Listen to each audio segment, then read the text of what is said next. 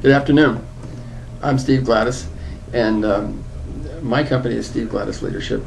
And today we're going to talk about a survival leadership lesson.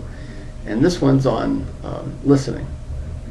I've taught leadership now for a number of years with companies and agencies, both federal government and private companies.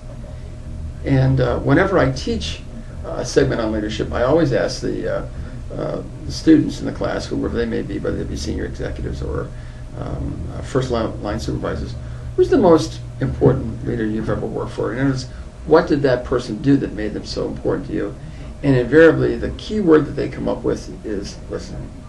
That person actually listened to what I had to say. It seems simple, and it seems like it would be intuitive and it would be common practice, but oftentimes it's not common practice.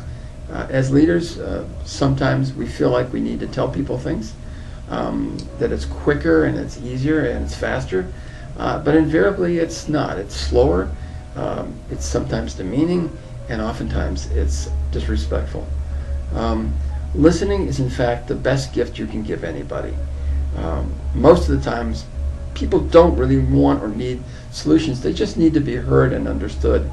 But listening, above all else that you can do as a leader, particularly when you're a new leader, listening is the most important thing to do. There's some evidence that, some strong evidence that when new people come into an organization and want to make a big splash, they sort of jump in with both feet and start giving orders.